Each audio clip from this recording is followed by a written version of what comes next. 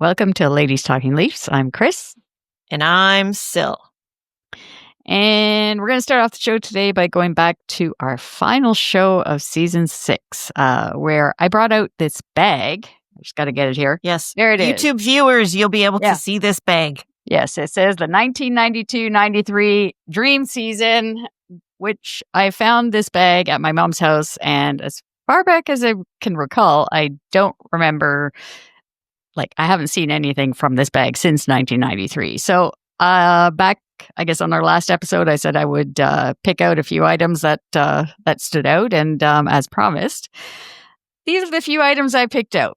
So the first one actually is, I'm going to go, okay, I'll do the rally one first. For people on YouTube, you guys can see this, but basically it's a picture of the rally here from, I don't know if you see Dougie there. There's Dougie and Sylvain Lefebvre, and that was Mike Foligno? Yeah, Mike Foligno. Right? And the whole crowd there at Nathan Phillips Square. We're in there. We're in there somewhere. And there were apparently, according to the, I guess the Toronto Star clip here, it says that there were about 10,000 people at that rally after we lost in the conference finals, the Campbell Conference finals. And that's what stood out to me. Think about that. 10,000 people after the Leafs lose in the conference finals. I can't imagine what it would be like. Oh, we can't imagine when we win. All right. It's going to be like, and that was back in 1993. So it was getting kind of close to that now again. But, that was at a time after a long, long drought where nothing really happened, a really tough time going through the 80s with the team. And man, we were just happy to celebrate any kind of, success. And that team really came together. Dougie, by all accounts, was really, a lot could argue, was the best player in the league that year. He was just a machine. For sure. And so it was very fun to be there celebrating with the crowd. And Leafs Nation, there's, nobody wants it more to be able to just celebrate anything again. Yeah. So it's funny though, because there's a lot of pictures that I have from these newspapers. And I thought to myself, these people, they probably would love to have these newspaper clippings of them, so they're pictures of fans, basically from that time and going to all the games. But yeah, no. So it was cool to see.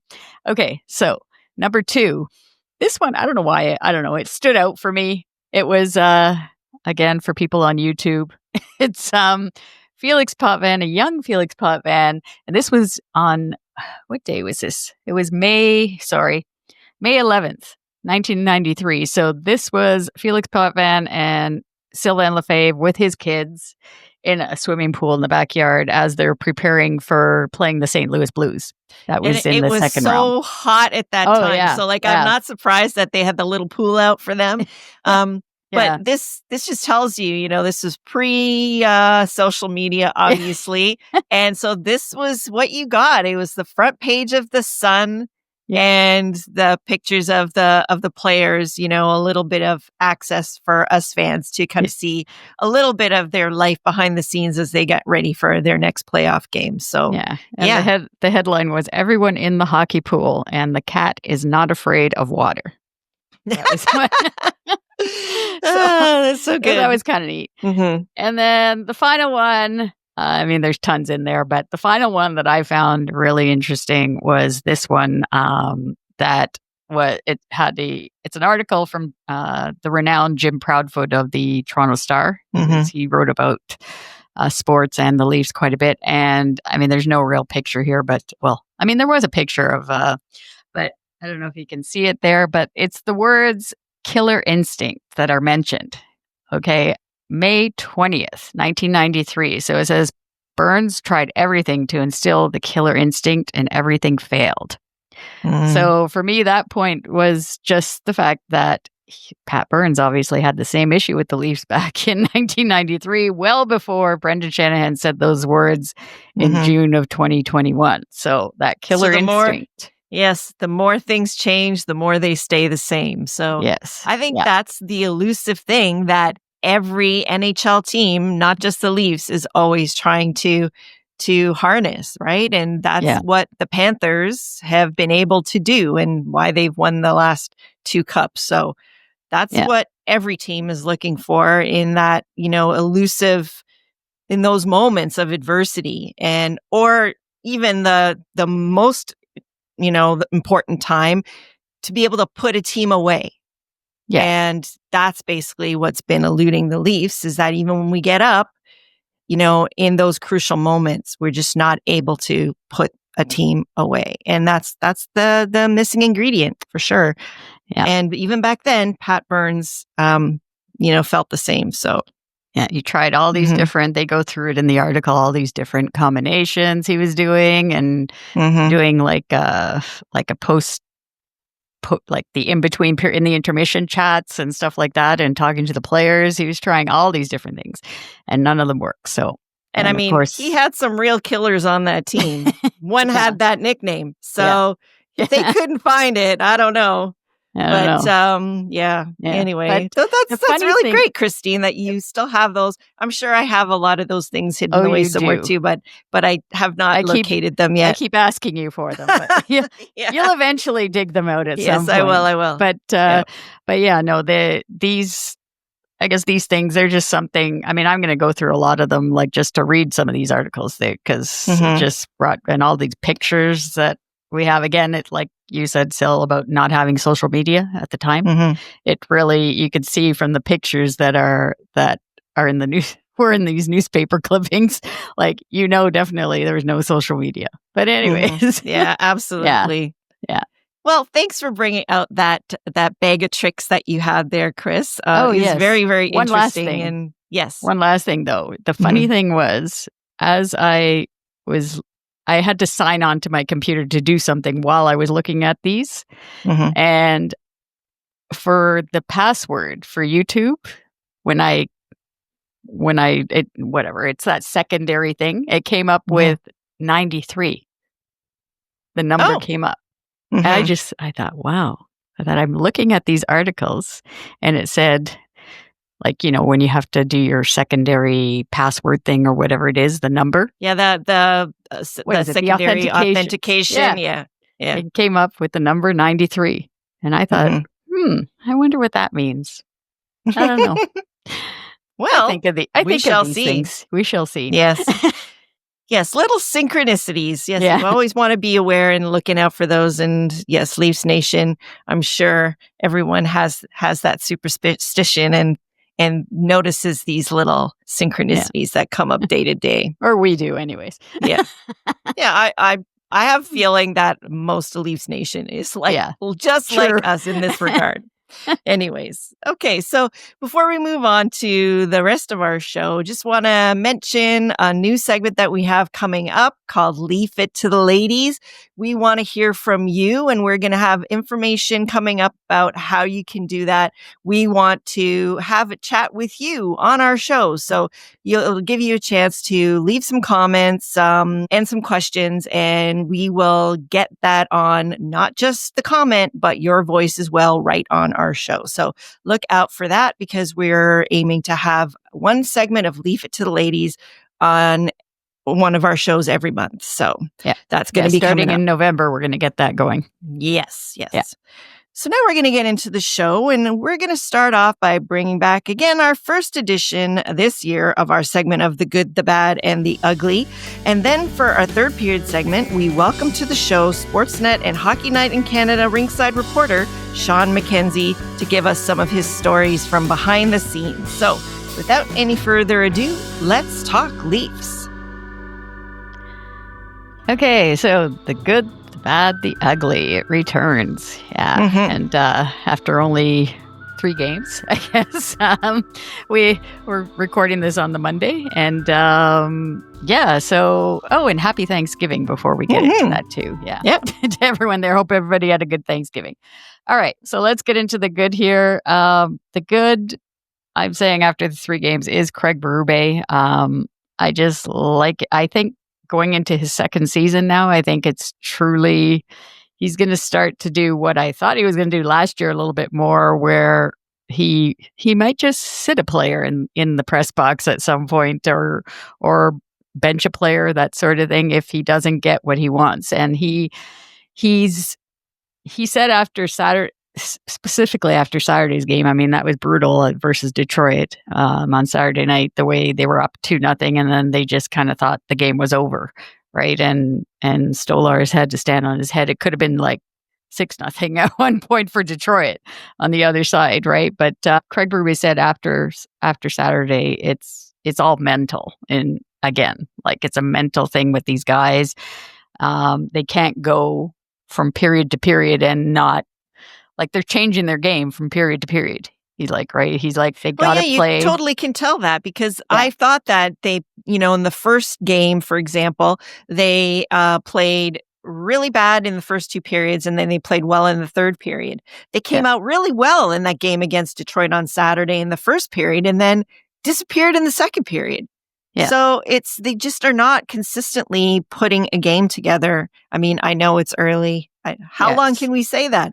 It's early. Yeah. But yes, 3 games in, they are still gelling. There's still a lot of new players, but, you've got to be able to piece things together. Yeah, and that's what Berube said. He didn't care about it being early. He's like, it's not about being early in the season. You got to get these habits from the start, from day one. He had it, and I liked it. He had a team meeting, on Sunday. So, like, to try and drill it through their heads, and then for the start of the season anyways. And I just like the way he's started off the season that way. He's trying to really get these guys in line right away, right? He doesn't want these bad habits to just keep going, or maybe even come up later in the season. And yes, like you said, it is early, but still, I like it. No, I like it. I have to agree with you on that. And the thing is this was an issue last year. Like, how many times in the, post-game pressers did we hear various different people say, we just need to put together a full 60. We just need to put together a full 60. And that goes back to the article you just showed too about killer instinct. Killer instinct has a lot to do with not taking your foot off the gas. Right. Sticking to it, sticking to what you're doing well. You cannot build momentum if you are not being consistent that way. So I definitely agree.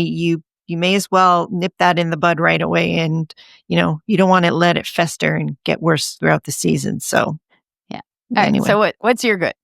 My good, I just want to give some love very early on to Morgan Rielly. So there was a lot of talk about him in the preseason, about how he's, he worked so hard in the summer and how his skating is so great and how he's looking really good. All of his teammates were really talking him up a lot. And one of the reasons that he's just been very noticeable. And of course he scored that goal, which was awesome. So he's already on the board that way.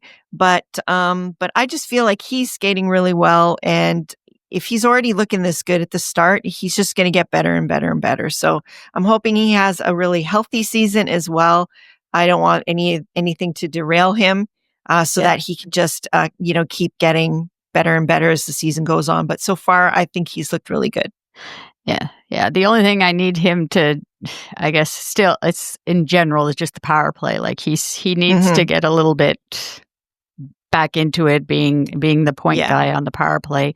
But otherwise, I like what he's done. He was a -2 today, which wasn't good. I didn't like that JVR got like kind of tricked him. You would think that he would know his old teammate there as to his moves, but no, he's skating well. He's definitely, he's got, I don't know, to me he's got his confidence back. He's showing more confidence on the ice, and I think, again, it'll help as we go along here. Again, we're only 3 games in, but the fact that he has Brandon Carlo as a partner, not 50 million different D partners during the season as he did last year.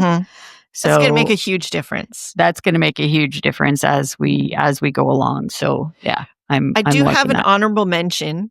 Okay. I do want to shout out Nick Roy as well. Right. Because to me, he has been really noticeable, dominant. And I think there's he's probably a big reason why our bottom six is producing the way it is already so early, especially given the people that we're missing right now. He's been a big body. Huge, yeah. So I've just really, really noticed him, and I think he's going to pay dividends down the road for us. Yeah, what did he get? He doesn't, his ice time, I'm just looking for his ice time today. Yeah, only 12. See, I'm hoping to see him a little. I know he's relegated to the fourth line right now. Yeah. And like I said, that's why. It's like there's some musical chairs going on for some reasons that we're going to get into. But still being... I think he could play more and be more effective. Yeah, and I think he probably will. He'll probably get, third line minutes moving forward. But yeah, like for being on the ice for only 12 minutes and being so obvious every time he's on there, like I just noticed like he just really... He doesn't necessarily explode into people with hits, but he gets spotty on people all the time. And I just thought, that's really good to see, something that we don't often see in a Leaf team, let's just say. Yeah. And going back to Morgan Rielly too, he has been shooting. I've noticed that. So that's good. Yeah. He's been trying to shoot the puck from the point and trying to get it through. But so all right, let's move on to the bad now. The bad is, I'm just confused because it's like we lose one guy, and this is Scott Lawton in the preseason, and that messed up the whole lineup basically for the start of the season. It was like a trickle down effect of now, I guess and then from that, I don't understand and we talked about this at the home opener, about David Kampf. And the situation that he got waived, he went through waivers, and like I just don't understand why the Leafs did that. Like why they don't like David Kampf so much that they decide to move Domi down to the third line as a center, and that line it just does not like that third line is to me. Yeah, it's no, they non-existent. were like they were so not noticeable. Yeah, with Robertson and. Well, now McMahon, I guess, was there today, but I don't know. Because like you're saying, it's just musical chairs, like, and they're not finding any chemistry with that. So I agree with you. Like, why not? Why not just bring him up? Then you can basically keep your lineup the same, and you do not have to move these guys off of these positions that they're just trying to gain chemistry in. Yeah, because that was the plan, was to have Domi up top with Matthews and Nice. And they had that chemistry from when Marner was out last year. And they were able, or it was last year. 2 years ago. Yeah. But anyways, they built that chemistry. And now just because they lose Scott Lawton, all of a sudden, it's like this domino effect. Automatically, you put Domi back on this line where it's like you don't even notice him at all. And in a position at center that he's not, let's just say, I mean, he's done okay with it, but he's not the greatest. And then you got David Kampf, who can actually help you defensively, especially on the draws and on the penalty kill. And yeah, I just don't understand that whole thing about losing Scott Lawton and then that one guy messed it up. But I just think that there's ways that it didn't have to be messed up. No, 100% I agree with you, because if the knock against him is, okay, maybe he's not physical enough, but he's defensively sound regardless. Is he going to label somebody and throw him into the boards? No, but he's not also a huge liability back there, David Kampf. So I don't really understand that at all. But man, I don't know to me, he's pretty mild mannered. I don't know what he could have done or said to get in the bad books this badly, but yeah, like that seemed to be the move, is to bring him up, solidify that line. They don't have to play that much. If you really don't like them, keep them like right now. What you said, Nick Roy was playing like 12 minutes. Yeah. It doesn't have to be 12 minutes. It can be less than that. Yeah. So anyway, it's unbelievable that you lose a bottom six guy and it can have these ramifications. And to me, it's no surprise that they're not able to really get their footing now based on what's happened here. Yeah. Yeah. Basically. It's a huge overcorrection, like you said. Yeah. So anyway, I agree with you. So for my bad, I flip-flopped a little as I've been watching these games as to there's a few things that I think are not going great. We just discussed one, obviously, but I ended up going with, based on these last two games with Detroit, that we are really missing a net front presence right now in the O zone. And towards the end of this game that we just watched on Monday, we just finished that game. We're recording after that.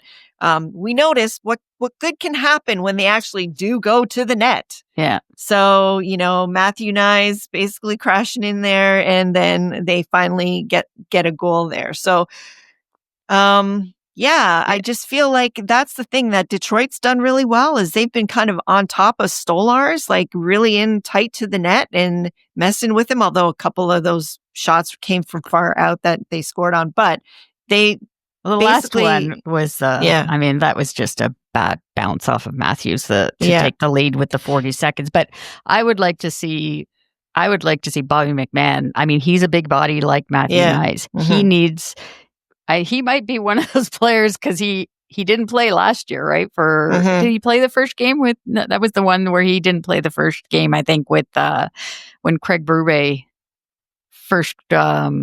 I guess for the first game last year, Craig Berube decided to sit him out. I think he did. I don't remember.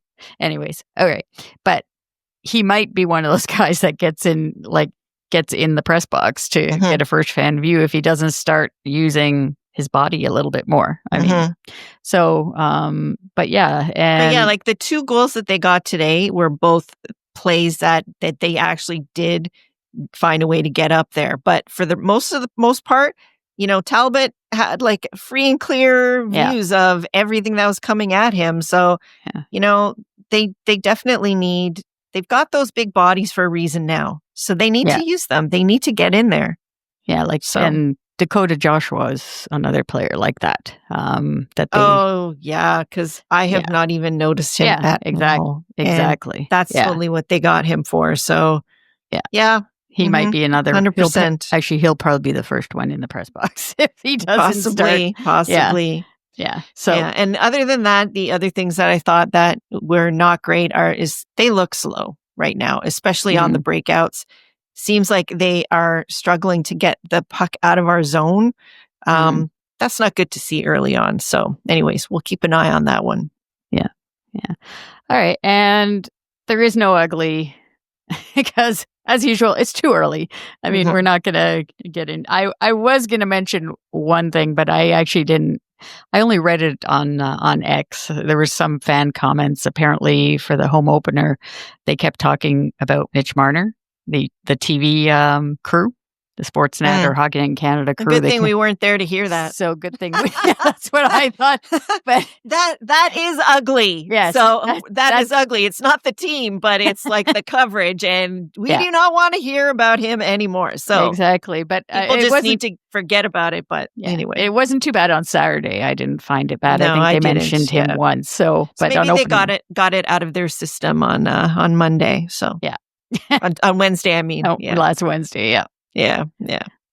All right. So we've already established it's early in the NHL season with a lot of excitement for opening week, though, around the league. So someone who has a front row seat to the game is Shawn McKenzie of Sportsnet and Hockey Night in Canada.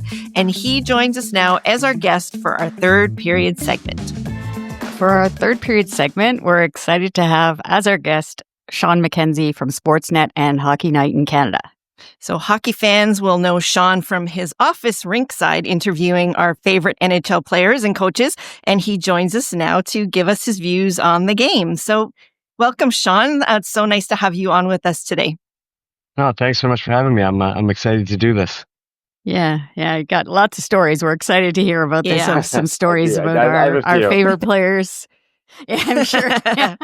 All right. So since it's opening night for NHL teams this week, I guess, and it's always exciting. And you've worked a lot of home openers, including last night in Chicago, which was very special. It was their centennial home opener. So being at ice level, can you share what it's like on opening night, whether it be like original six market or like any of the opening nights that you've worked? Yeah, it's amazing. Let's just start being honest. It's like an incredible opportunity and experience to be rinkside at any NHL game, whether it's preseason, regular season, but the home openers and the season openers.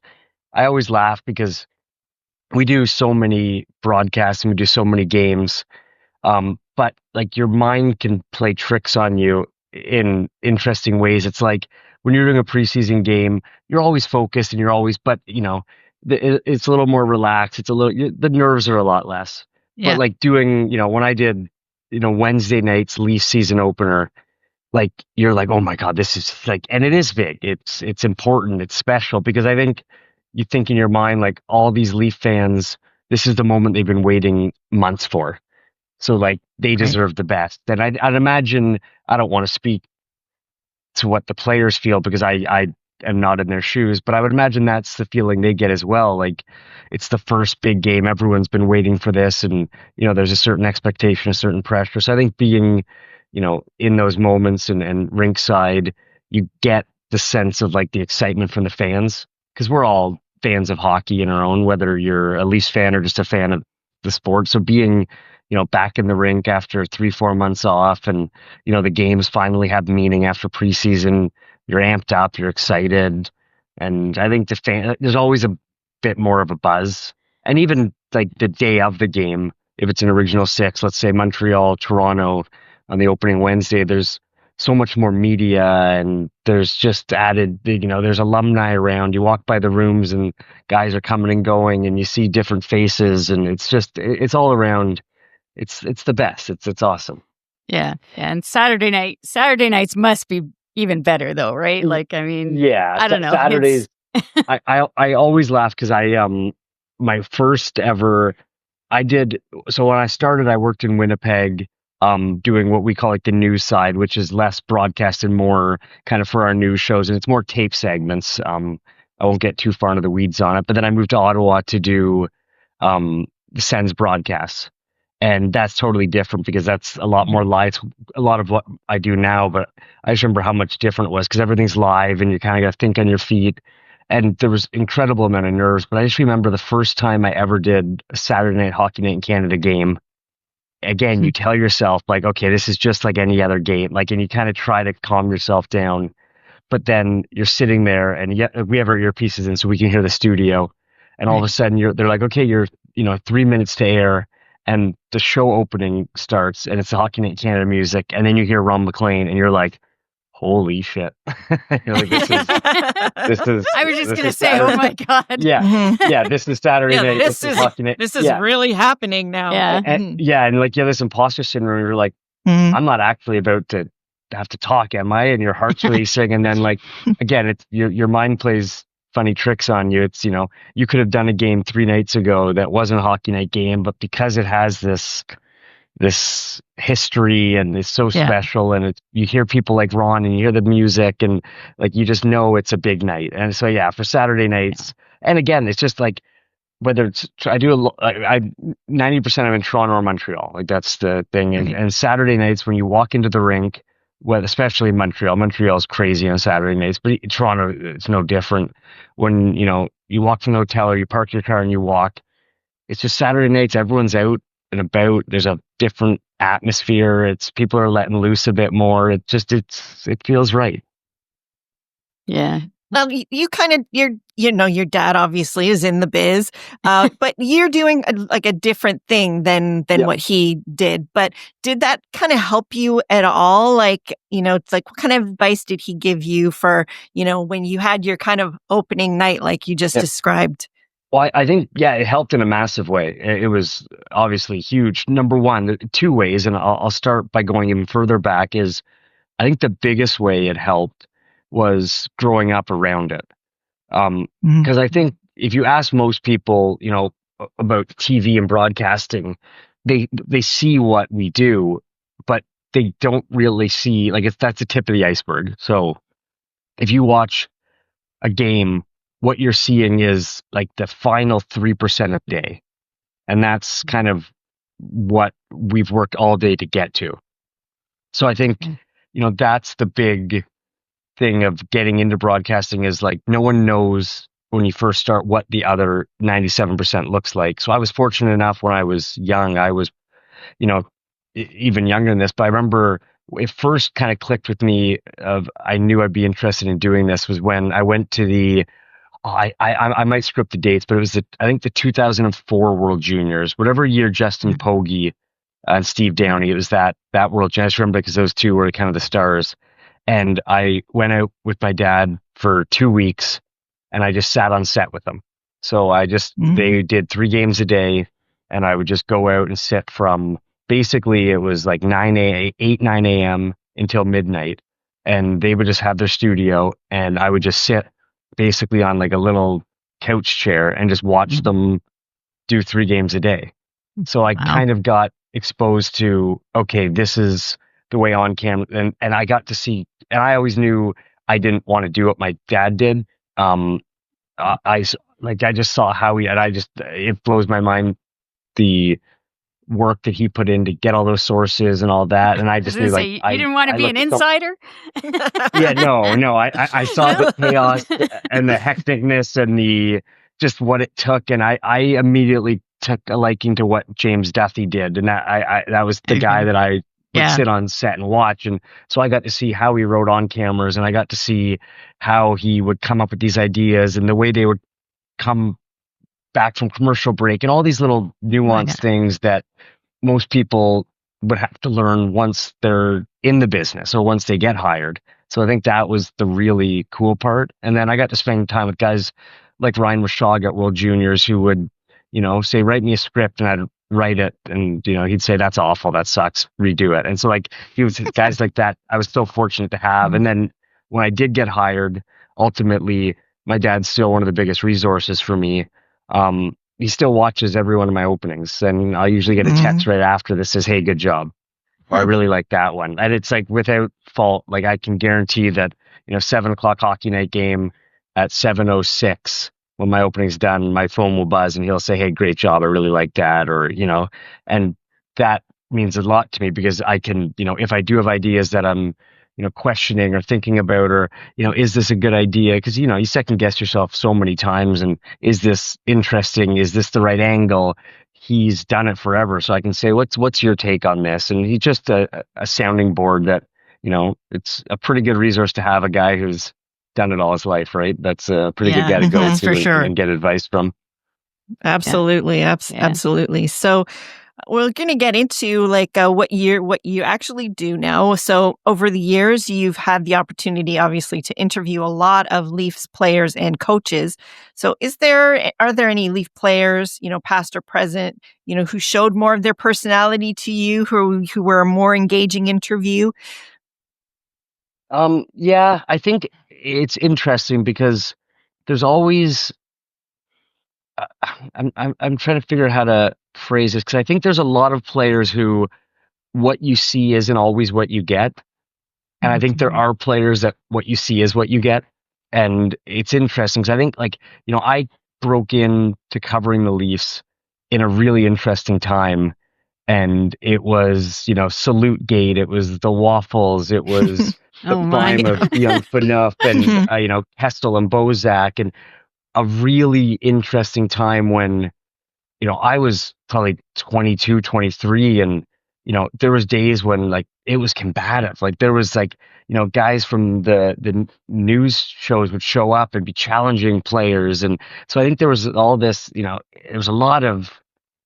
I felt more back then a little bit of like, you had to go in there and ask the hard hitters and dig, and there were those personalities, and guys like Dion Phaneuf, I think, were really kind of the guys that took the brunt of that, and his persona of being this really stoic, serious, combative guy at times was accurate when he was in the media. But I've gotten to know Dion a lot over the years, and like you'd be hard pressed to find a funnier, more entertaining, outgoing guy.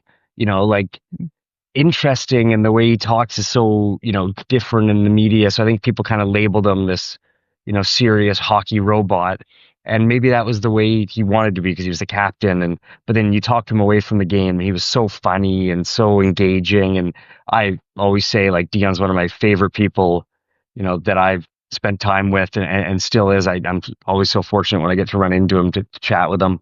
But I think you'd say that to people, and people would kind of be surprised and say, oh, like, I just remember him in the media was very kind of straight edged. And but then you got guys like Nazem Kadri, who what you see is what you get.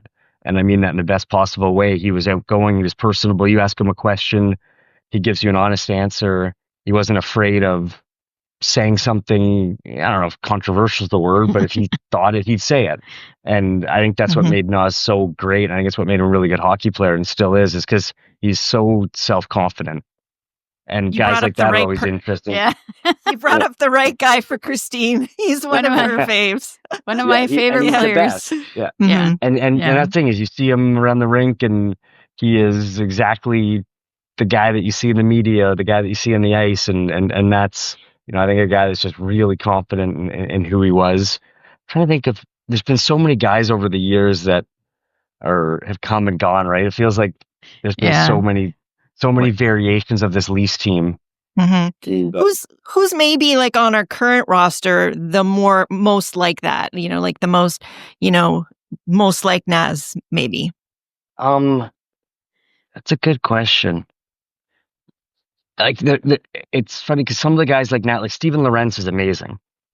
Like he's just, you see, like, he's the guy that just, will walk up to you and say something funny, or even Scott Lawton is serious, but he's the same way. I get a kick out of William Nylander in his interviews because he almost seems, sometimes you'll just like be asking him a question, he'll just start laughing, and you don't really know why he's laughing. He just kind of like is giggling. And I think that's the Willie giggle. We like that. Yeah. And I think that's another guy who is so different than Nas because he isn't as outgoing or vocal, but I think he truly is just confident in who he is.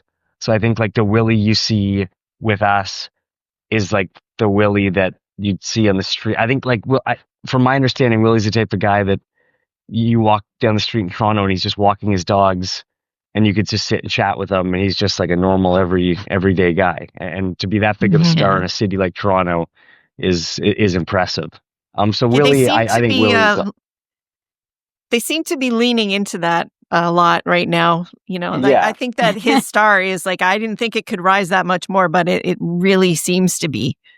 Oh, big time. And I think that's because, at least I feel it. And I think people recognize that that's just, he is 100% him all the time.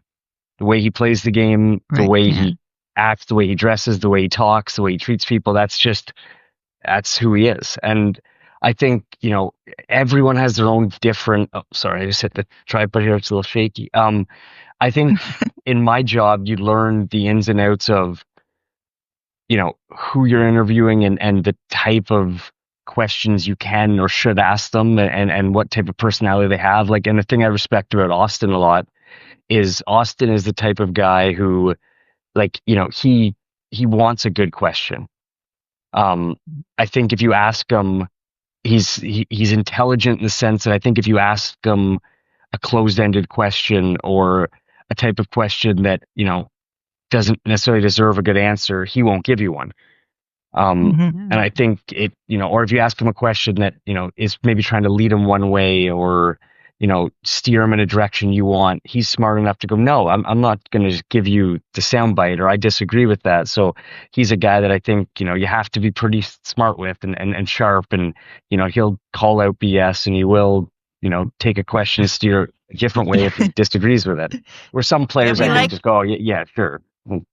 We like the sass that he brings, that's for sure, as fans. And I feel like that's what people have labeled it, like the sass. Like if he doesn't, he won't just, fluff it off, and he'll, kind of fire back a little bit in a way that I think is good. I think there's a lot of questions that people ask that I think, can get repetitive, or it can just, somebody trying to get a sound bite that, maybe they want to plug in somewhere. And I think Austin kind of knows that, and he'll give you that sass that he's been come to known for. I think Morgan Rielly too. Morgan's funny because he won't talk about himself. So it's kind of become like, when you get if Morgan has a great game or a great period and we're doing a walk-off interview, you want to get Morgan, but you almost want to get someone else to talk about Morgan. And again, these are all the nuances of doing the job that it's like, okay, well, Morgan just scored 2 goals, but I know asking Morgan about himself, he'll defer. He'll always say, well, I just play with great guys, or, he's so, that's his, MO is he will always praise someone else before himself. So it's almost like, okay, let's get his D partners, talk about him. So it's funny, these kind of strings you have to pull and figure, okay, if that happened, you need to do this, or this would be the best soundbite if this guy does that. And it's kind of this kind of game of, who to get to say what, or what situation calls for what player. Mm-hmm. So what about coaches? Who are the most interesting coaches that you've had the pleasure of talking with? Getting the opportunity, I've learned in the last couple of years that doing every Saturday with Marty St. Louis is pretty incredible. Because there's a lot of, we always get as rights holders when we're doing a game, you get, what we call the coaches chat. So they'll do their media and they'll come and chat with us. And it's usually, if let's say TNT's in town and Sportsnet's doing the game, there'll be about 5 or 6 of us sitting around. Or in Montreal, if, TVA is the game and, we have it, vice versa, we all kind of gather around. And Marty, he just says things and you're just like, honestly, you leave the chats with him going, I don't think I understand this game at all. Like they think the game on a level that is so far above and beyond my comprehension of it. I think most people's comprehension, and it makes you really respect the level that the game is at, because the stuff that he's teaching is just like, I remember him telling us Cole Caulfield, there was a play where Cole Caulfield came out of the box one game and he had 2 hands on his stick. And, coaches in hockey always say, always have 2 hands on your stick. And that's like what you teach the kids, 2 hands on your stick. And I remember Marty was at the morning skate that morning and he was firing pucks at Caulfield, and Caulfield was and he was then Marty went over to him and he was almost showing him one hand reaching, and somebody spotted it and was just flippantly Marty, what was that all about? What were you doing there? He goes, oh, well, he goes, Cole came out of the box the other night and he would have had a breakaway and he put 2 hands on his stick and he went to go receive the pass and it shot off and he fumbled it. And he goes, I was teaching him that when I played, I always just put one hand and I could spin the puck with my blade. With one hand, you can kind of control the blade. And he was going in depth on controlling the blade with one hand to add spin to the puck so it sat dead, and then he could skate ahead and get it. And I was like, that is just mind-blowing, the level of intricacy. Yeah. And that, those little things he's willing to share with us. So he's great in that sense. John Cooper's awesome. Craig Berube has been a pleasure to deal with. He's just got that kind of, I don't want to call it sarcasm, but that dryness. He'll, you'll ask him a question and he'll look at you and then kind of say something and start laughing. He was always in. I never expected him to smile and laugh as much as he does. I just really was expecting more of a gruff kind of guy, but yeah. I know. And it's funny because the more people that I know that know him say his humor is second to none. He's hilarious. And I think we see little flashes of it. And I think he's the perfect guy for that market. Because I think sometimes, there is sometimes a lot of overreactions and a lot of moments that, get taken out of context and people freak out, and the fans and the media and, and I think he's the one who just will be nonsense. He kind of just, I think, will shut it down pretty quick. And I think he has the perfect kind of temperament to take that back to the guys. If the outside world is, has their hair on fire, even after this Detroit, I didn't get a chance to watch last night's game because I was in Chicago during the game, but I'm sure there's lots of people that are, going, okay, it's what a horrible start, he needs to be bad. He was adamant too. He actually held a team meeting, he said, and, demanded more from them. But I think, he is a great buffer between kind of the craziness of the outside world that is, Toronto sports fans and media and the team. And I think he's good that way. there was just all these coaches had their interesting quirks. I remember, working, when Babcock came in, again, they all have going back to these players and the way they talk, and they all had their own little language. Like if you asked Babcock a question, sometimes he would say, "Great question." And it depending on what he said after that he didn't always mean great question. Right. Like sometimes he would say it was either great question, it's a good question, I'm not going to answer it, or great question, nice try, no chance I'm answering that. There was like different versions of his good question. Sometimes we still say, somebody will ask you like, what are you doing for dinner tomorrow? So great question, next. Because that was always Babs' thing we didn't want to answer. It was great question, next. And then, you could put him on I think he had an internal mental timer where you could literally start a watch on his scrums, and the moment it got to 4 minutes and 59 seconds, in his head he went, "Okay guys, thanks," and would walk away. He knew 5 minutes on the dot, and you could literally time it. And more often than not, it was within 3, 4, 5 seconds that he hit that 5 minute mark and then just left. So all these coaches are interesting. I remember. In their own right. I remember how he used to leave like that. Yeah. I thought it was so abrupt, but I didn't know that it was like the 5 minute mark kind of thing. Yeah, and apparently, again, don't quote me on this, but apparently he always had a rule that all his meetings were just 5 minutes. Like, that was his belief, or that was his thought that like anything more than 5 minutes, you're not going to absorb it. It's not going to sink in, and that's kind of the message should be sent in 5 minutes. So I guess our meetings with the media were 5 minutes, and he had that mental block. Yeah, that makes sense. Yeah. That makes sense. Yeah. That would be his MO for sure. Oh yeah, big time. All right, so let's move on and just talk a little bit about the playoffs, I guess, and the games obviously for playoffs are a lot more intense. Personally, I always think like how you guys do it at like when you're talking to a player, let's say in the intermission, even like, I mean, because like they're focused on the game, and I can't believe how they just come in like talk to you guys during the intermission. But what's a playoff series that you will always remember covering? Oh, I think there's been so many that I've been at that I was so, like I differentiate the two because there's so many that I've been at for our news coverage, which is more going into the room pre and post game, and then the last couple of years I've transitioned more to doing a handful of series for the playoffs.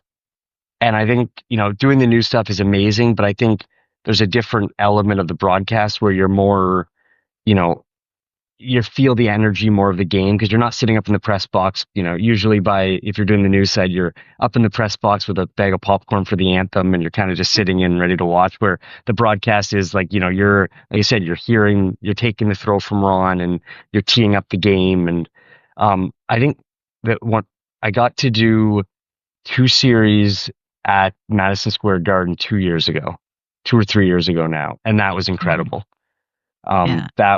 That was crazy because it's Madison Square Garden. You're, looking around, it's nuts. And I think the best thing about the playoffs is that just like, let's be honest, the regular season's amazing, but I think we've all tuned into a Wednesday night game. Leafs are in Columbus or Montreal's, somewhere, Ottawa's playing, one of these teams that's out of division or out of conference. And you're just like, okay, it's fine. It's a 2-0 game after 2 periods. There's 13 shots, and you're like, maybe I'll flip over to something else. Like there's just a lot of hockey, and we love it. And all of that goes out the window in the playoffs, where every little detail of the game matters.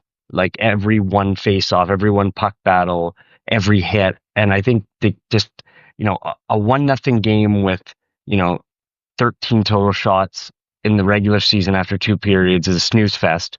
A 1-0 game with no shots in the playoffs is tense, right?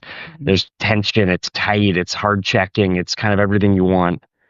So I think it's just all of a sudden like the ratchet of the energy gets, way turned up. And for my job, the storylines within the game become incredible, is the carryover, is like, if a guy goes after, and then there's so much little mind games with coaches. And if you really follow a full series, you see this almost amazing arc of a story develop from game 1 through, 7, if it's a full series of, line matching and coaches going at each other and just kind of players line matching and, the physical battles.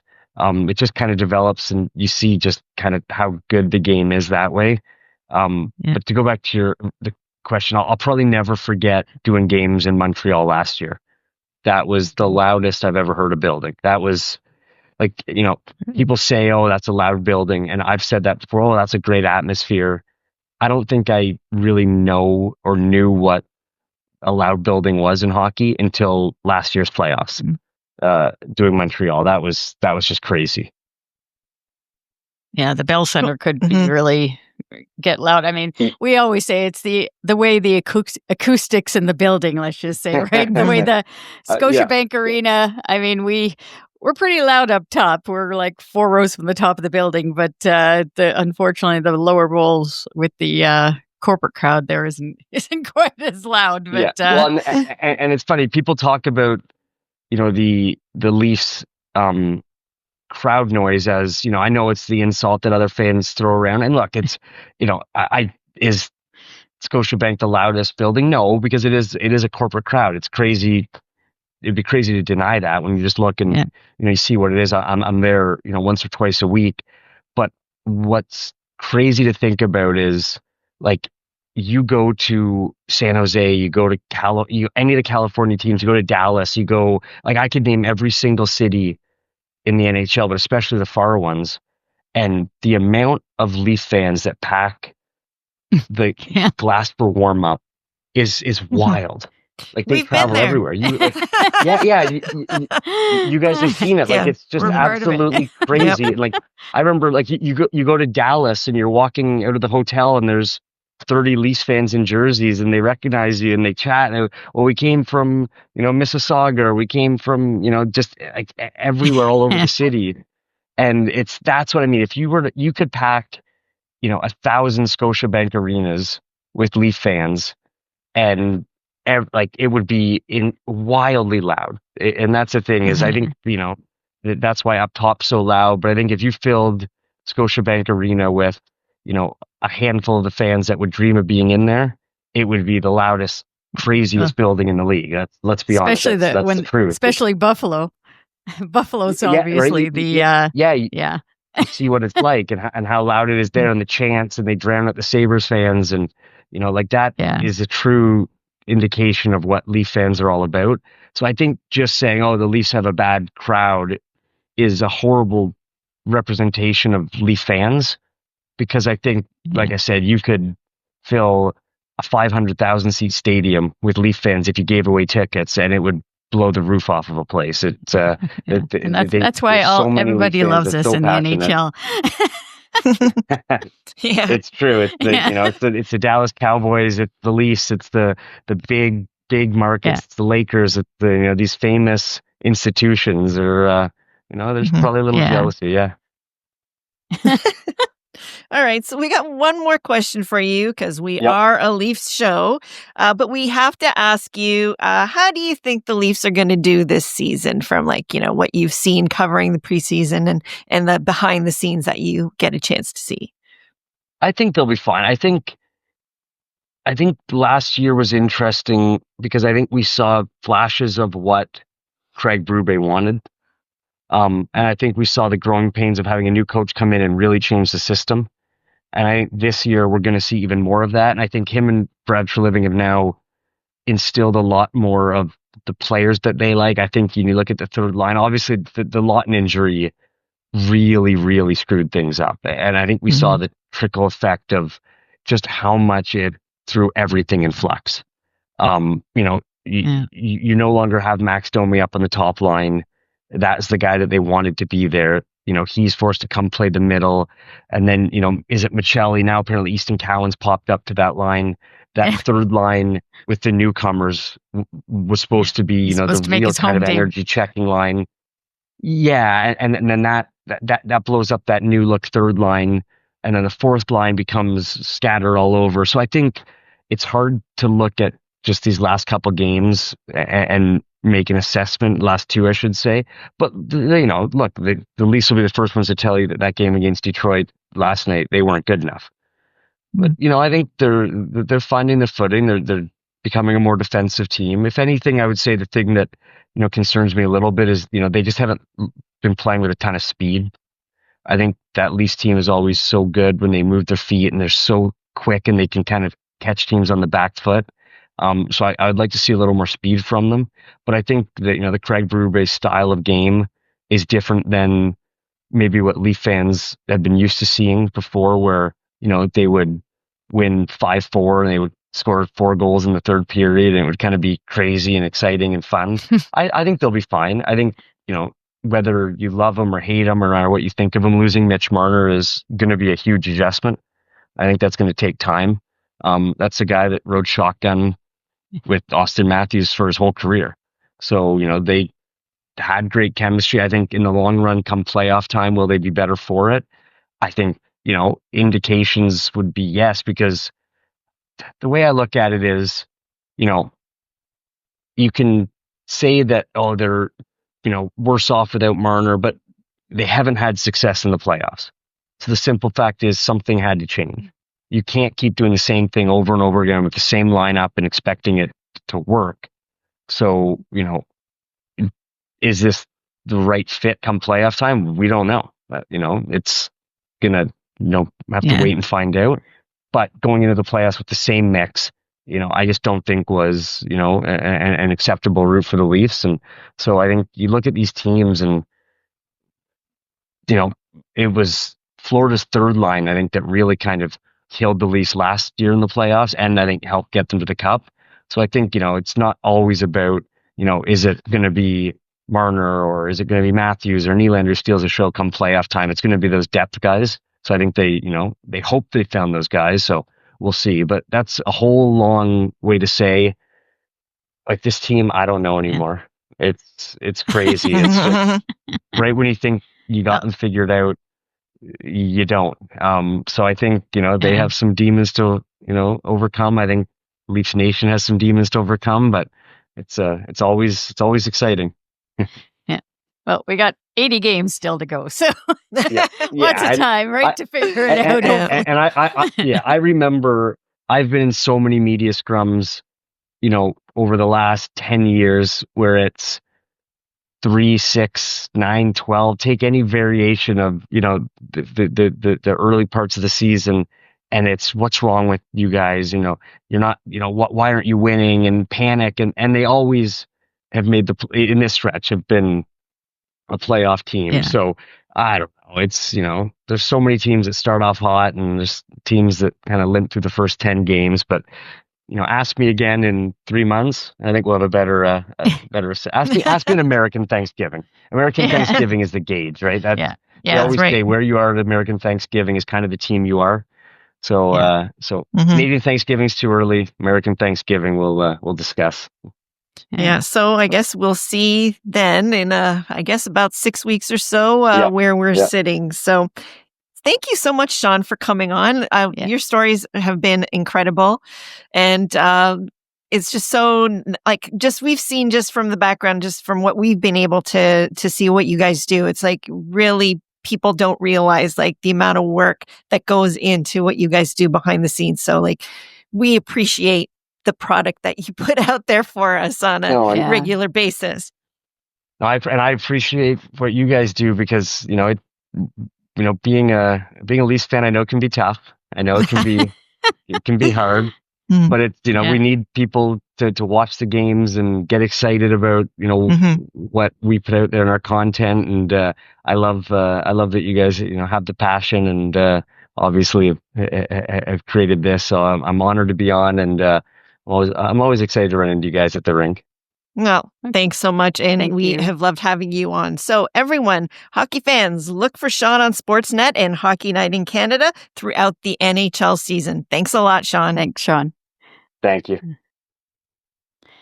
So thanks to Shawn McKenzie for coming on the show. And it was just great to get his perspectives on the game. And he has so many great stories. I mean, I don't know which one tops it all. We could have talked a lot longer with him about all of the things that he, and the people he's talked to and things he's seen behind the scenes. So, and he went back, I guess, like he said, he started with the, with the time with Bozak and the waffle salute gate or whatever it was and all that. So, that wasn't the greatest of times for us Leafs Nation, but just to get his perspective and like how he said now, like Dion Phaneuf, and I've heard that quite a bit actually, that he's pretty, I guess, very, he's funny, I guess, has a sense of humor sort of thing, right? But back then, when he was captain of the Leafs, he didn't give off that type of persona. So that was interesting. And I liked his story about, I guess, like Marty St. Louis and his coaching with Cole Caulfield, and how he taught him that taught him that little trick with the stick. That was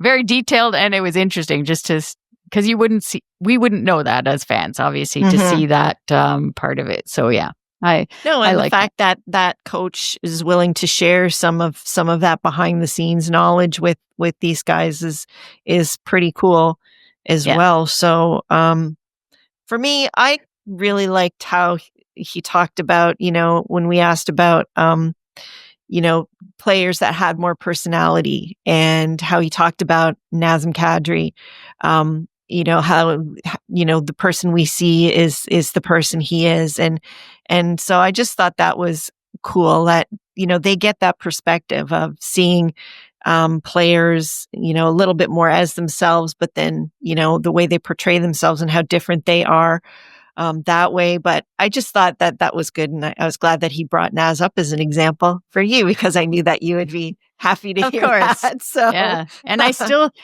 hear trade rumors for Naz coming back to Toronto. So there is still a spot that they need to fill, and it's looking day to day more and more urgent. So anyways, so I just think that, we've seen, even with the reporters, with Shawn and what he does, like he said, he alluded to that a little bit, that there's a lot that we do not see in their preparation. It's like, we see them when he goes on the air, but all the things that go into that, and the discussions, even the way they watch the game has to be different, because when he's watching the game, he's not, watching for entertainment like we're watching.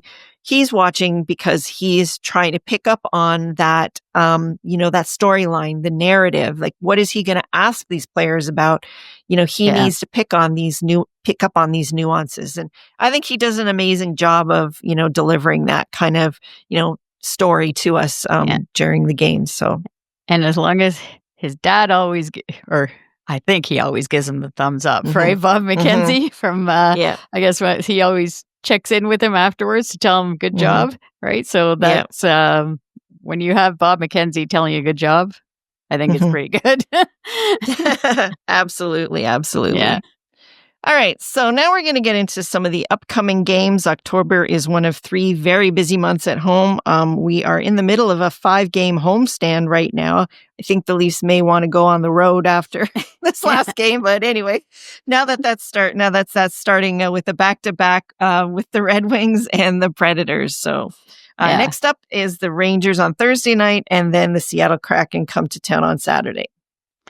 And then the following week on Tuesday, Sheldon Keefe's New Jersey Devils visit Scotiabank Arena. That should be an interesting one. And then the Leafs have a couple of days off before they have their second back-to-back in October, a home-and-home with the Buffalo Sabres in Buffalo on Friday the 24th, and then in Toronto on Saturday the 25th. So yeah, we got to start winning some of these division games. Because obviously losing 2 to the Red Wings isn't good for the division. I mean, I hope the Red Wings enjoy their time up the standings there. But yeah, so we got to start winning some of these division games, and And I mean, the game with the Rangers should be good this week on Thursday night. Look forward to seeing that. They have their new head coach there. What's the guy's name from Pittsburgh? Okay, Mike Sullivan. Yeah. Yeah. And formerly of the Penguins and the Seattle Kraken. Again, that should be it's always, I like their jerseys personally. I like seeing their jerseys. So, yeah. And then Sheldon Keefe, right? So next Tuesday night, the New Jersey Devils, that'll be good to see. It'll be a good test, I guess, with, and get to see the Hughes brothers there. They see what they're like. But it's, it's busy for early in the season. And we got to start racking up some points because it's just going to get tougher later. As we go along, especially with this condensed schedule and not the way it's going to be because the Olympics in February. Yeah, it feels like before we know it, that will be here somehow. Yeah. But it's like with these so many games, one on top of the other, if you like fall into like a rut early, that could be a problem. So yeah, I know it's early, but yeah, you could give yourself a pretty big hole to climb out of because, like we've seen, even with Detroit, they've come to play this year. You can tell, like there's a fire in their belly. So, none of these teams in our division are going to be easy out. So Todd McClellan got the fire in them after they did horrible after their first game versus the Canadiens. So yeah. But yeah, so it is a busy couple of weeks to start the schedule, and to keep on top of it all, just hit that follow button. Follow Ladies Talking Leafs. Follow us on Apple, Spotify, or wherever you're listening to our podcast, and we'll have you up to date on the Leafs throughout the season. If you're watching on YouTube, hit that subscribe button, and you can also find us on the Believe Network at Believe.com. It's BLEAV.com. And we'd love to hear from you with your thoughts on the show. So, I mean, as we mentioned earlier, we're going to have our Leave It to the Ladies segment. But in the meantime, you can leave us a rating or review on Apple and Spotify. And it's just a little tap of the button there. 5 stars. Of course, because feedback, we love hearing from our listeners. It's so important, and we thank you for taking the time. And another reminder for listeners on Spotify, we have a poll question. So for every show with a simple tap, just let us know what you think of the show. And another way to help us out is by visiting our Ko-fi page at Ko-fi.com. You can follow us there, and if you choose to, you can support us by buying us a coffee. Any donation goes towards helping us produce the show and making it even better for you. You can find the link to our Ko-fi page on our show notes or in any of our social media profile pages. And as always, thank you to our healthcare workers and first responders for all that they do. And we thank you, as always, for listening and watching Ladies Talking Leafs. Till next time, go Leafs, go! Leafs, go! And go Jays! Do you believe?